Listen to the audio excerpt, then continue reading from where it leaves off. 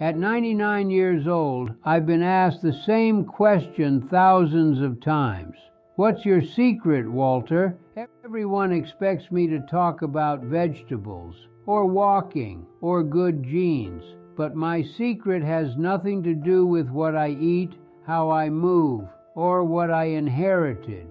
It's a habit I've practiced every single morning since 1952. It takes 5 minutes, and it starts before the sun comes up. If you've ever wondered what truly matters in a life, stay until the end. My name is Walter Mitchell. I carried mail in a small Midwestern town for 42 years. I knew every dog, every porch, every family on my route. People used to joke that I'd outlive the post office itself. I've been married for 67 years, raised 3 kids, watched 7 grandchildren grow up. Now I've got 4 great-grandchildren who think I'm some kind of miracle. The doctors can't explain why I'm still sharp, why I still read without glasses, why I wake up at 5:30 every morning like my body never got the memo that I'm almost 100. My family says I've never had a bad day. That's not quite true, but I know exactly why I'm still here. And it started with a moment I almost wasn't. It was October 1952. I was 25 years old, driving home from work on a quiet country road. The kind of road where you don't expect anything to happen. I don't remember the other car. I remember the sound, metal screaming, glass shattering, and then silence. The silence was the worst part. I was pinned in that car for what felt like hours, blood in my eyes, couldn't move my legs, and in that silence I was certain I was dying. But here's what surprised me. In what I thought were my final moments, I wasn't thinking about things I didn't do. I was thinking about things I didn't say. I thought about my mother. She raised me with nothing, worked her hands raw to keep food on the table, loved me in that quiet, fierce way that doesn't ask for anything back. And I realized something that broke me open. I had never once told her what she meant to me, not once in 25 years, and I almost died without her ever knowing. I survived that accident, but something inside me didn't. The man who thought he had forever, he died on that road. I spent 3 nights in that hospital bed, couldn't sleep, just stared at the ceiling and made a list in my head of everyone I'd never properly thanked. The list was long, too long, and I swore to myself if I got out of that bed, things would be different. The morning I came home from the hospital, I sat at my kitchen table before sunrise, just me and a cup of coffee. I thought about calling my mother, writing her a letter, but something told me that wasn't quite right. I didn't want to overwhelm her. I didn't want to explain the accident and scare her. So I did something strange instead.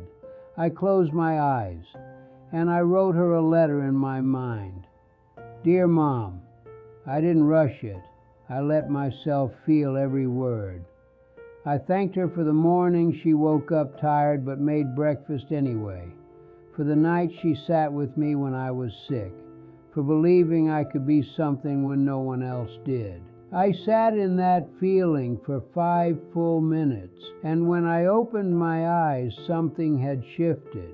The next morning I thanked my father, then my best friend from childhood, then my first boss who took a chance on a kid with no experience. And somewhere in those first few weeks I made a quiet promise to myself, one person, every morning, for the rest of my life.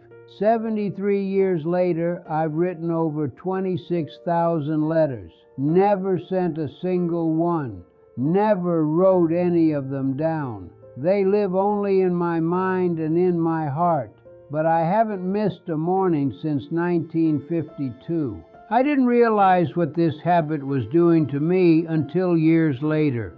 See, when you spend every morning thanking someone, you start to change. You can't help it. I stopped holding grudges.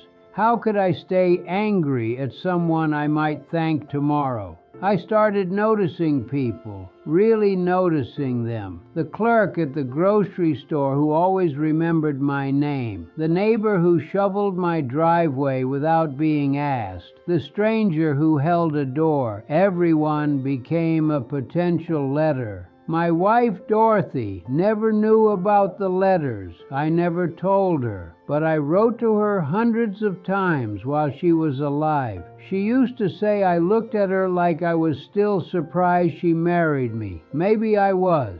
Dorothy passed 8 years ago, 67 years of marriage. And every Sunday morning since, every single one, I write her a letter. Same chair, same coffee, same love. I tell her about the grandkids, about the weather, about how the house feels bigger now.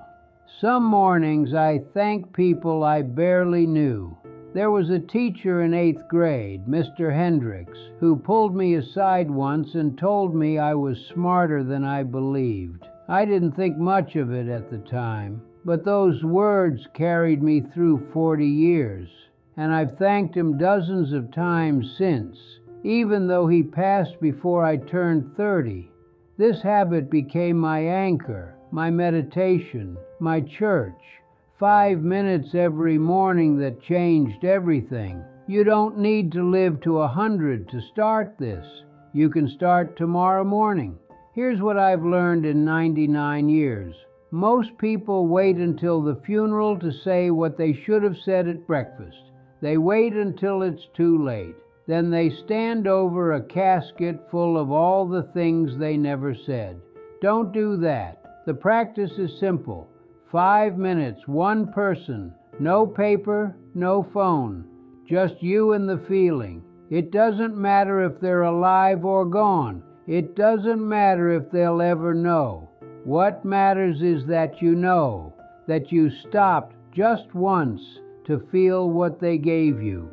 So let me ask you something. Who would you thank first? If you had 5 minutes tomorrow morning, who would get your first letter? Think about that. Really think. Because the list is probably longer than you realize. People ask me what I'm most grateful for. That's easy. I'm grateful I didn't die in 1952, not because I was scared of death, but because I wasn't ready to have lived without saying thank you. I turn 100 next year. That's 365 more mornings, 365 more letters. I plan to write every single one. I've never sent a single one of those letters, not one in 73 years. But somehow, I think they all arrived. If this story moved you, I want to ask you something in the comments. Who would you write your first letter to? And what would you thank them for? Maybe tomorrow is the morning you start.